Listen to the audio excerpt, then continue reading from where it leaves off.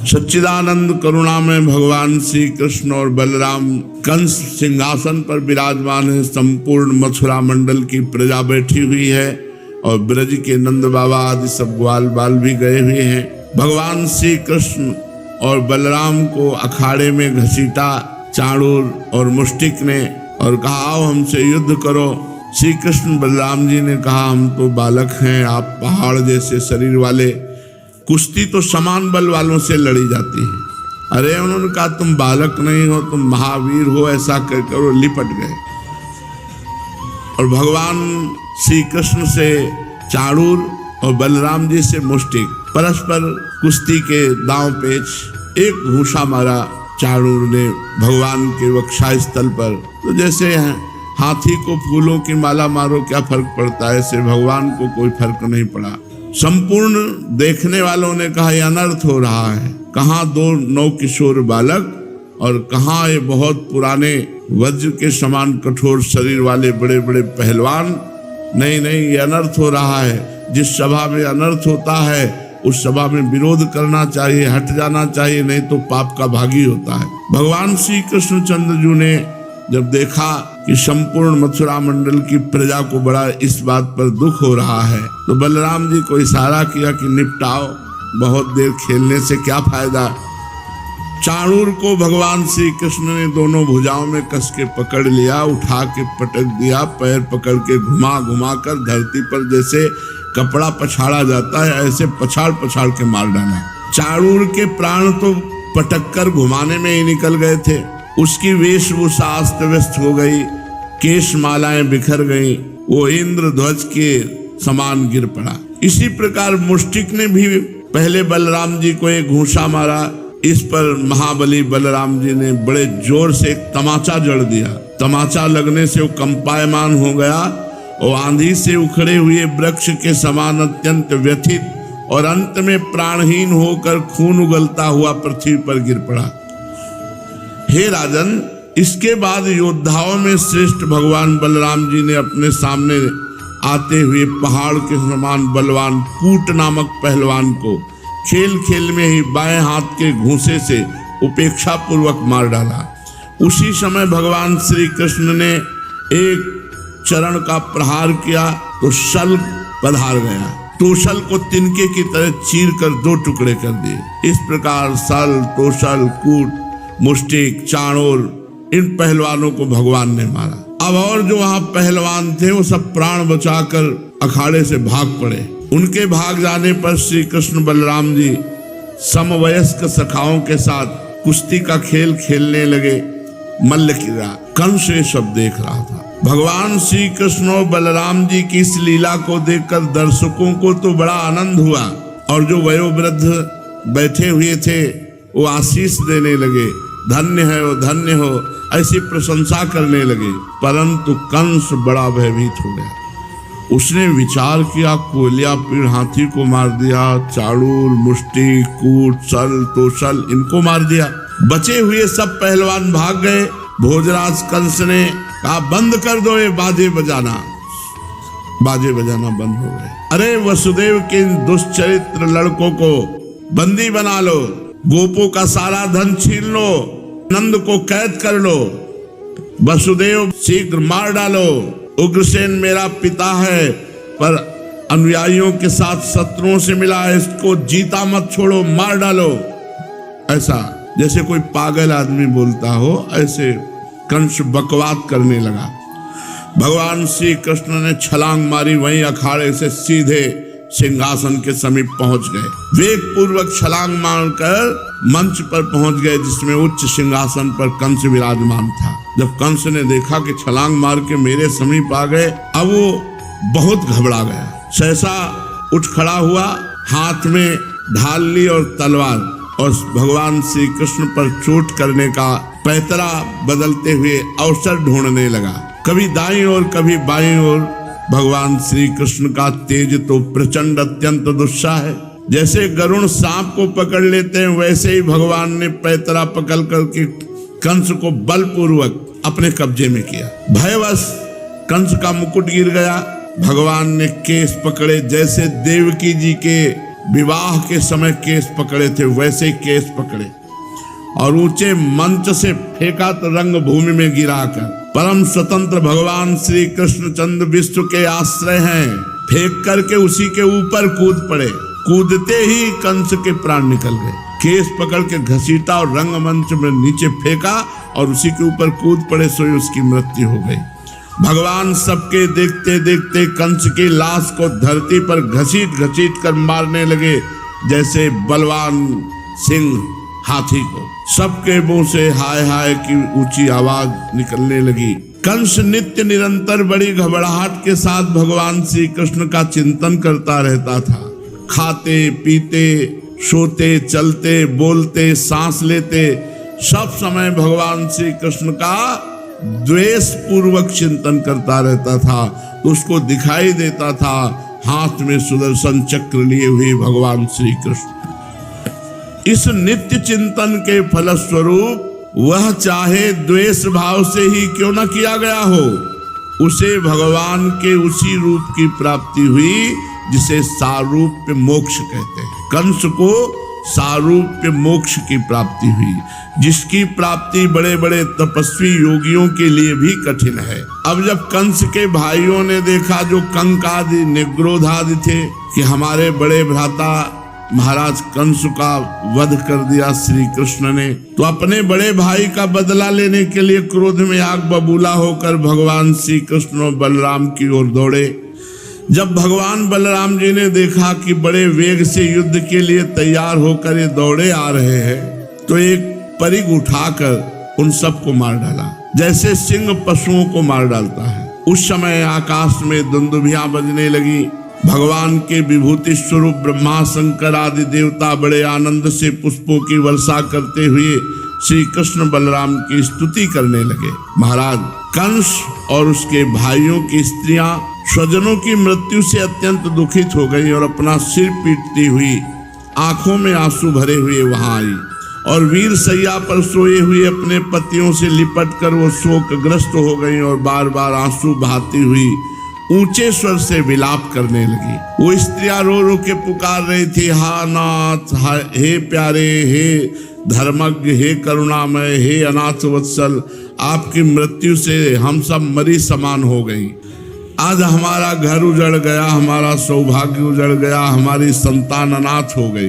कंस से उसकी पत्नियां कहती, इस पुरी के आप ही स्वामी थे, आपने इतने निरपराध प्राणियों से द्रोह किया कि उसी पाप के कारण आप मारे गए। आपने बड़ा अन्याय किया था, इसी से आपकी ये गति हुई है। सच है, जो जगत के जीवों से द्रोह करता है, उनका अहित करता है, ऐसे पुरुष की ऐसी ही गति होती है। उनकी पत्नियां कह रहे हैं। ये भगवान श्री कृष्ण जगत के समस्त प्राणियों की उत्पत्ति और प्रलय के आधार हैं। ये भगवान श्री कृष्ण जगत के रक्षक है।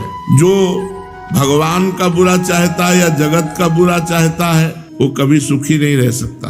परीक्षित, भगवान श्री कृष्ण ही सारे संसार के जीवन दाता हैं। फिर उन्होंने कंस और उनके भाइयों की रानियों को ढांढस बंधाया, सांत्वना दी, फिर लोक रीत के अनुसार मरने वालों का जैसा क्रियाकर्म होता है वो सब कराया। तदनंतर भगवान श्री कृष्ण और बलराम जी ने जेल में प्रवेश किया और वहां देखा कि उनके माता पिता देवकी वसुदेव हथकड़ी बेड़ियों से जकड़े हुए हैं। स्वयं बंधन काटा और सिर से स्पर्श करके उनके चरणों की वंदना की। अपने पुत्रों के प्रणाम करने पर भी देवकी वसुदेव जी ने देखा कि ये तो जगदीश्वर है, ये तो साक्षात भगवान है। उन्होंने अपने हृदय से नहीं लगाया। शंका हो गई कि ये भगवान जगदीश्वर हैं, इनको हम कैसे गले लगाए। श्री सुखदेव जी कहते हैं, परीक्षित, भगवान श्री कृष्ण ने देखा कि मेरे माता पिता को मेरे भगवत्ता का, ऐश्वर्य का, भगवत भाव का ज्ञान हो गया, जो ठीक नहीं है, क्योंकि इससे इन्हें पुत्र स्नेह का सुख नहीं मिल पाएगा। ऐसा सोचकर उन्होंने उन पर अपनी उस योग माया का प्रभाव फैला दिया जो उनके स्वजनों को मुग्ध रखकर उनकी लीला में सहायक होती है। यदुवंश शिरोमणि भगवान श्री कृष्ण बड़े भाई बलराम जी के साथ अपनी माँ बाप के पास जाकर आदर पूर्वक विनय झुककर कहा, मेरी माँ और मेरे पिताजी। जब ऐसा बोले कि मेरे माँ मेरे पिताजी, और उधर योग माया को आदेश कर दिया कि इनके ज्ञान का अपहरण करो, नहीं तो पुत्र स्नेह का सुख नहीं ले पाएंगे। हाथ जोड़कर कहा, पिताजी माताजी, हम आपके पुत्र हैं और आप हमारे लिए सर्वदा उत्कंठित रहे हैं, फिर भी आप हमारे बाल्य, पौगंड और किशोर अवस्था का सुख हमसे नहीं पा सके, और दुर्दैवश आप लोगों को हमारे पास, हमको आपके पास रहने का सौभाग्य नहीं मिला। ऐसी प्रेम भरी बातें करने लगे। पिता और माता इस शरीर को जन्म देते हैं, इसका लालन पालन करते हैं, तब कहीं जाकर यह शरीर धर्म, अर्थ, काम अथवा मोक्ष की प्राप्ति का साधन बनता है। इसलिए कोई भी मनुष्य 100 वर्ष तक जीवित होकर अपने माता पिता की सेवा करता रहे, तब भी वो माता पिता के ऋण से उऋण नहीं हो सकता। फिर जो अपने माता पिता को गाली देते हैं, मारते हैं या किसी भी तरह कष्ट पहुंचाते हैं, तो उनकी तो दुर्गति पक्की है। जो पुत्र सामर्थ्य रहते हुए अपने माँ बाप के शरीर और धन से सेवा नहीं करता, सामर्थ्य है, शरीर स्वस्थ है, रुपया पैसा भी है, और अपने माँ बाप की सेवा नहीं करता, उसके मरने पर यमदूत उसे उसके अपने शरीर का मांस खिलाते हुए नरक भोगाते हैं। इसलिए माता पिता की सेवा बहुत अनिवार्य है, बहुत अनिवार्य है। अरे आज का जो समय चल रहा है बड़ा मंगलमय है। जरा देखो तो अपने माता पिता के चरणों में मस्तक रखकर देखो, अपने माता पिता का दुलार देखो। जब वो कृपा करते हैं तब ऐसा लगता है मेरे भगवान इनमें विराजमान है, दूसरी कोई ऐसी कृपा कर ही नहीं सकता। देखो, जब माँ ऐसे दौड़कर गले से लगाती है और अश्रुओं से मस्तक भिगोती है, उस समय का सुख कैसे वर्णन करें। जिंदगी में कोई वो सुख नहीं दे सकता जो माँ हृदय से लगा के दे। ऐसी पवित्र माँ, ऐसे पवित्र पिता को जो अपमानित करते हैं, उनकी बड़ी दुर्गति होती है। जो अपनी पत्नी का भरण पोषण नहीं करता, जैसे तुम्हें पाणी ग्रहण मिला तो तुमने जिम्मेवारी ली, उसकी जिम्मेवारी तुमने ली है। जो उनके माता पिता से बना वो तुम्हें दे दिया। कुछ लोग दहेज के लिए प्रताड़ित करते हैं, ये बहुत बड़ी निंदनीय बात है। अगर गरीब आदमी है, बेटी का ब्याह है, अपना जीवन धन बेटी दे रहा है और जो कुछ है वो दे ही दिया है, ऐसा कोई पिता नहीं होता कि बेटी के साथ कुछ देना, ऐसा नहीं। सबका हृदय उल्लसित होता है और बड़ा मंगलमय वो दिन होता है जब पाणी ग्रहण कन्यादान करता है, वो पिता बड़ा भाग्यशाली होता है। अब ये जो लोग लड़की को प्रताड़ित करते हैं, दहेज, ये सब नरकगामी लोग हैं, ये नरकगामी लोग। और जो पुरुष पाणी ग्रहण हाथ में लेकर पत्नी का भरण पोषण, उसकी कामनाओं की पूर्ति, उसकी सुरक्षा व्यवस्था, पूरी जिम्मेवारी उसकी बनती है। और पत्नी को चाहिए जिससे पाणी ग्रहण हुआ है, आजीवन उसकी आज्ञा पर चलने की चेष्टा करे। बालक और बूढ़े, अतिथि और गुरु, भोजन सबसे पहले इनको पवाया जाता है, इनका सम्मान किया जाता है। जो ऐसा नहीं करता वो जीता हुआ मुर्दे के समान है। भगवान ने कहा, पिताजी हमारे इतने दिन आपसे विमुख गए, क्योंकि कंस के भय से सदा उद्विग्न चित्त रहने के कारण हम आपके पास नहीं आ पाए, आपकी सेवा नहीं कर पाए, इसलिए हम असमर्थ रहे, हमें क्षमा कीजिए। मेरी माँ और मेरे पिताजी, आप दोनों हमें क्षमा करें। हाय, दुष्ट कंस ने आपको इतने इतने कष्ट दिए, परंतु हम परतंत्र रहने के कारण आपकी कोई सेवा शुश्रूषा न कर सके। श्री सुखदेव जी कहते, परीक्षित, लीला से मनुष्य बने हुए विश्वात्मा भगवान श्री कृष्ण की वाणी से मोहित होकर के देवकी वसुदेव जी ने गोद में उठा लिया और हृदय से लगाकर मेरे बेटा ऐसा कह के परमानंद में मगन हुए। ये योग माया का प्रभाव, नहीं तो जान गए थे ये परब्रह्म परमात्मा है, इसीलिए प्रथम बार प्रणाम करने पर हृदय से नहीं लगाया। योग माया का प्रभाव कि ऐसे स्नेह पास में बंध गए, पूर्णतः मोहित हो गए कि आंसुओं की धारा बहने लगी और श्री कृष्ण चंद्र जी और बलराम जी को हृदय से लगा लिया। गला रुंध गया, कुछ बोलने की सामर्थ्य न रही। देवकी नंदन भगवान श्री कृष्णचंद्र जो इस प्रकार अपने माता पिता को सांत्वना देकर जेल में ही आगे बढ़े और महाराज उग्रसेन जो यदुवंशियों के राजा बना दिए गए थे उनके पास गए और कहा, महाराज हम आपकी प्रजा हैं, आप हम लोगों पर शासन कीजिए। राजा ययाति का शाप होने के कारण यदुवंशी राज सिंहासन पर नहीं बैठ सकते, परंतु मेरी ऐसी इच्छा है, इसलिए आपको कोई दोष नहीं होगा। जब मैं सेवक बनकर आपकी सेवा करता रहूंगा तो बड़े बड़े देवता भी सर झुकाकर आपको भेंट देंगे। ये दूसरे नरपतियों के बारे में तो कहना ही क्या। परीक्षित, भगवान श्री कृष्ण सारे विश्व के विधाता हैं। उन्होंने जो कंस के भय से व्याकुल होकर इधर उधर यदुवंशी भाग गए थे, वृष्णिवंशी, अंधकवंशी, मधुरदासार, कुकुर आदि, उन सब वंशजों को बुलाया। उन्हें घर से बाहर रहने पर बड़ा क्लेश उठाना पड़ा था। भगवान ने उनका सत्कार किया, सांत्वना दी और खूब संपत्ति देकर सबको मथुरा में वास कराया। सारे के सारे यदुवंशी भगवान श्री कृष्ण तथा बलराम जी के बाहुबल से सुरक्षित थे। भगवान की कृपा से उन्हें अब किसी प्रकार की कमी नहीं, किसी प्रकार की व्यथा नहीं, दुख तो था ही नहीं। उनके सारे मनोरथ सफल हो गए, वे कृतार्थ हो गए। अब वे अपने अपने घरों से आनंद कंद भगवान का चिंतन करते हुए समय व्यतीत करने लगे। भगवान श्री कृष्ण का मुखारविंद आनंद का सदन है, नित्य प्रफुल्लित है, कभी ना कुम्हलाने वाला कमल है। प्रभु का सौंदर्य अपार है। सदस्य हास चितवन मुखारविंद पर नाचती रहती है। यदुवंशी दिन प्रतिदिन भगवान का दर्शन करके आनंद मगन रहते। मथुरा के वृद्ध पुरुष भी युवकों के समान बलवान और उत्साही हो गए थे, क्योंकि सबके ऊपर भगवान की दृष्टि पड़ी थी। वे अपने नेत्रों के दोनों से बार बार भगवान के मुखारविंद का अमृतमय मकरंद रस पान करने, इसलिए बूढ़े बूढ़े भी जवान लगने लगे थे मथुरा में। अब देवकी नंदन भगवान श्री कृष्ण और बलराम जी नंद बाबा के पास आए और गले लग करके कहने लगे, बाबा, आपने और माँ यशोदा ने बड़े स्नेह और दुलार से हमारा लालन पालन किया है। इसमें कोई संदेह नहीं कि माता पिता संतान पर अपने शरीर से भी अधिक स्नेह करते हैं। जिन्हें पालन पोषण न कर सकने के कारण स्वजन संबंधियों ने त्याग दिया है, उन बालकों को जो लोग अपने पुत्र के समान लाड़ प्यार से पालते हैं, वे ही वास्तव में उनके माँ बाप हैं। पिताजी, अब आप लोग ब्रज में जाइए। इसमें संदेह नहीं कि हमारे बिना वात्सल्य स्नेह के कारण आप लोगों को बहुत दुख होगा।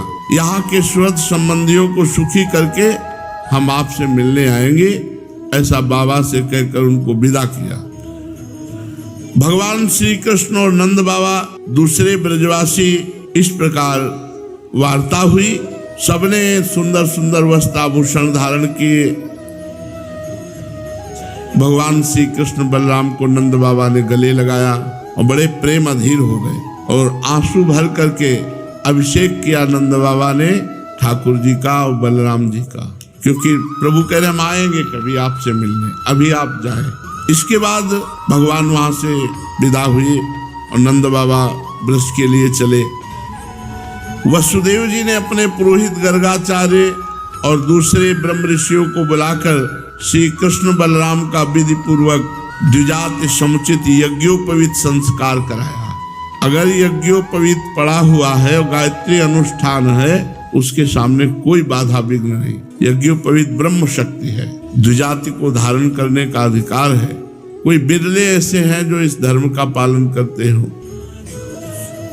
वसुदेव जी ने गर्गाचार्य और अन्य ब्राह्मणों को बुलाकर यज्ञोपवीत संस्कार कराया भगवान श्री कृष्ण और बलराम का। बड़ी महिमा यज्ञोपवीत की। अगर यज्ञोपवीत पड़ा हुआ है तो भूत प्रेत नहीं आपको छू सकते। यज्ञोपवीत पड़ा हुआ है तो आपका कोई मारण मोहन वशीकरण उच्चाटन नहीं कर सकता। पर महत्ता ही नहीं समझते हैं, आज के बच्चे महत्ता नहीं समझते। 12-13 में गायत्री अनुष्ठान प्रारंभ हो जाता है तो बुद्धि प्रकाशित होती है। बड़ा सब धर्म विपरीत आचरण हो रहा है। खूब दक्षिणा दी, वस्त्राभूषण ब्राह्मणों को दान किए, गौओं को सोने की मालाएं और सोने से जटित चादरें उड़ा करके दान की। वसुदेव जी भगवान श्री कृष्ण और बलराम के जन्म नक्षत्र में जितनी गौएं मन ही मन संकल्प कर दी थी, तो कंस के भय से वो सब दे नहीं पाए थे। अब उनका स्मरण करके ब्राह्मणों को साफ गौएं दी जो भगवान के जन्म नक्षत्र के समय संकल्प किया था। गर्गाचार्य जी से संस्कार कराकर बलराम और भगवान श्री कृष्ण को द्विजत्व प्राप्त कराया। यज्ञोपयुक्त संस्कार ये द्विजत्व। और ब्रह्मचर्य अखंड तो है ही, और अखंड व्रत दिया, ब्रह्मचर्य का अखंड व्रत ये सबको मिलता है। कुछ समय बाद जब 22-24 की अवस्था, तो फिर जो नैष्ठिक ब्रह्मचारी हो तो संन्यास ले लेते हैं, नहीं तो शेष गृहस्थाश्रम में चले जाते हैं। ऐसी शास्त्र पद्धति है। श्री कृष्ण और बलराम जी जगत के एकमात्र स्वामी हैं, सर्वज्ञ हैं, सभी विद्याएं उन्हीं से निकली हैं, उनका निर्मल ज्ञान स्वतः सिद्ध है। फिर भी उन्होंने मनुष्य की सी लीला करके अपने ज्ञान को छिपा रखा है। अब ये दोनों गुरुकुल में निवास करने की इच्छा से अवंतीपुरी गए, उज्जैन। वहां काश्यप गोत्री संदीपनी मुनि के पास गुरुकुल में निवास किया, उनको गुरु पद में वरण किया। दोनों भाई विधि पूर्वक गुरु जी के पास रहने लगे। उस समय वे बड़े ही सुसंयत, अपनी चेष्टाओं को सर्वथा नियमित रखते। गुरु जी के पास बहुत सावधान होकर रहना चाहिए। कम बोलना, जितना आदेश उतनी सेवा, नहीं तो नाम जप, मंत्र जप, शास्त्र का स्वाध्याय ऐसे व्यतीत किया जाता है। गुरुजनों के यहाँ बहुत सावधानी से रहना चाहिए। भगवान श्री कृष्ण बलराम बड़े सुसंयत रहते हैं, चेष्टाओं को नियमित रखते हैं और गुरुदेव का विशेष आदर करते हैं। गुरुदेव भी श्री कृष्ण बलराम का विशेष आदर करते हैं। भगवान श्री कृष्ण और बलराम जी ने सेवक की भांति गुरुदेव भगवान की उत्तम सेवा की। गुरुदेव के अधीनता कैसे स्वीकार करनी चाहिए, ये स्वयं श्री कृष्ण और बलराम ने आदर्श रखा। अपने गुरुदेव को साक्षात भगवान समझकर उनकी आज्ञा का पालन, उनकी सेवा। गुरुवर संदीपनी जी उनकी शुद्ध भाव से युक्त सेवा से बहुत प्रसन्न हुए। उन्होंने दोनों भाइयों को 6 अंग और उपनिषदों के सहित संपूर्ण वेदों की शिक्षा दी। इसके सिवा मंत्र और देवताओं के ज्ञान के द्वारा धनुर्वेद, मनुस्मृति आदि धर्म ग्रंथ, मीमांसा आदि वेदों का तात्पर्य बताने वाले शास्त्र, इनकी शिक्षा दी। फिर संधि, विग्रह, यान, आसन, द्वैत, आश्रय, इन 6 भेदों से राजनीति का भी अध्ययन कराया। परीक्षित, भगवान श्री कृष्ण और बलराम सारी विद्याओं के प्रवर्तक हैं। केवल मनुष्य का सा व्यवहार करते हुए गुरुदेव के पास रहकर शिक्षा ग्रहण की। गुरुदेव जी एक बार केवल बोलते थे, भगवान को कंठस्थ हो जाती थी, क्योंकि कंठस्थ क्या है तो भगवान है। 64 दिन रात में भगवान ने 64 प्रकार की शिक्षाएं ग्रहण की। गान विद्या, वाद्य, भांति भांति के बाजे बजाना, नृत्य करना, नाट्य करना, चित्रकारी करना, बेल बूटे बनाना, चावल और पुष्पादि से पूजा के उपहार की रचना करना, फूलों की सेज बनाना, दांत, वस्त्र और अंगों को रंगना, मणियों की फर्श बनाना, सैया रचना, जल को बांध देना और विचित्र सिद्धियां, हार माला आदि बनाना, कान और चोटी के फूल गहने बनाना, कपड़े नाना प्रकार से सुसज्जित करना, फूलों के आभूषणों से श्रृंगार करना, कानों के पत्तों की रचना करना, सुगंधित वस्तुएं, इत्र, तेल, इनका निर्माण करना, इंद्रजाल, जादूगरी करना, जैसा चाहे वैसा वेश धारण कर लेना, हाथ की फुर्ती के काम, तरह तरह की खाने की भोग की वस्तुएं बना लेना, तरह तरह के पीने के पदार्थ बनाना और सुई का काम, सिलने का काम, कठपुतली बनाना, उसको नचाना, पहेली बनाना और उसको गाना, प्रतिमा बनाना, उसकी पूजा करना, कूटनीति, ग्रंथों के पढ़ाने की चातुरी, नाटक, आख्यायिका आदि की रचना करना, समस्या पूर्ति करना, पट्टी, बेत, बाण आदि बनाना, गलीचे, दरी आदि बनाना, बढ़ई की पूरी कारीगरी, ग्रह आदि बनाने की कारीगरी, सोने चांदी आदि धातुओं की तथा हीरे पन्ने आदि रत्नों की परीक्षा करना, सोना चांदी आदि बना लेना, मणियों के रंग को पहचान लेना, खानों की पहचान करना, वृक्षों की चिकित्सा करना, भेड़ा मुर्गा बटेर आदि को लड़ाने की रीति सीखना, तोता मैना आदि की बोलियां बोलना, उच्चाटन करना, केशों की सफाई का कौशल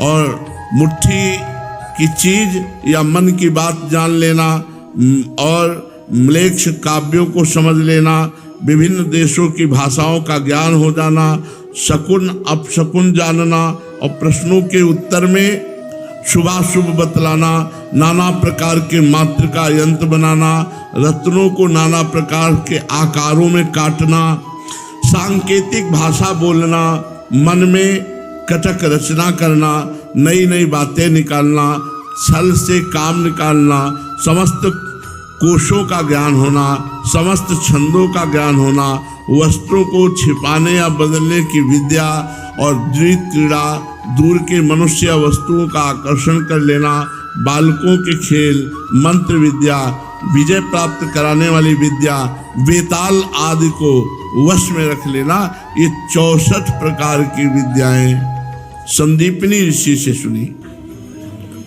बलराम जी और भगवान श्री कृष्ण का पराक्रम अनंत है, दोनों महारथी हैं। गुरुदेव भगवान ने 64 प्रकार की शिक्षा सिखाई। अब अध्ययन समाप्त हुआ तो संदीपनी मुनि से प्रार्थना की कि गुरुदक्षिणा, ये गुरु को गुरुदक्षिणा से संतुष्ट किया जाता है, तो आपकी जो इच्छा हो वो गुरुदक्षिणा मांग लो। महाराज संदीपनी मुनि ने उनकी अद्भुत महिमा सुन रखी थी, अलौकिक बुद्धि का अनुभव कर लिया था, इसलिए उन्होंने अपनी पत्नी से सलाह करके गुरुदक्षिणा मांगी। कहा प्रभास क्षेत्र में हमारा बालक समुद्र में डूबकर मर गया था, उसे आप ले आओ, यही गुरुदक्षिणा है। भगवान बलराम जी और श्री कृष्ण का पराक्रम तो अनंत व महारथी, उन्होंने बहुत अच्छा कहकर गुरु जी की आज्ञा स्वीकार की और रथ पर सवार होकर प्रभास क्षेत्र गए। समुद्र तट पर जाकर क्षण भर बैठे थे। उस समय ये जानकर के एक साक्षात परमेश्वर है, समुद्र ने अनेक प्रकार की पूजा सामग्री लेकर सामने आया और भगवान ने समुद्र से कहा, समुद्र तुम यहाँ अपनी बड़ी बड़ी तरंगों से हमारे जिस गुरुपुत्र को बहा ले गए उसे ला कर लाओ। संदीपनी जी ने गुरुदक्षिणा में मांगा कि हमारा पुत्र प्रभास क्षेत्र में डूब गया था, उसे वापस ले आओ। तो समुद्र हाथ जोड़कर बोला, देवादिदेव श्री कृष्ण, मैंने उस बालक को नहीं लिया, मेरे जल में पंचजन नाम का एक बड़ा भारी दैत्य जाति का असुर है जो शंख के रूप में रहता है, हो सकता है उसी ने वो बालक चुरा लिया हो। समुद्र की बात सुनकर भगवान तुरंत ही जल में जा घुसे और शंखासुर को मार डाला, परंतु वो बालक उसके पेट में नहीं मिला। तब उसके शरीर का शंख लेकर भगवान रथ पर चले। वहां से बलराम जी के साथ भगवान श्री कृष्ण संयमिनीपुरी यमराज की राजधानी है, वहां जाकर पांचजन्य शंख बजाया।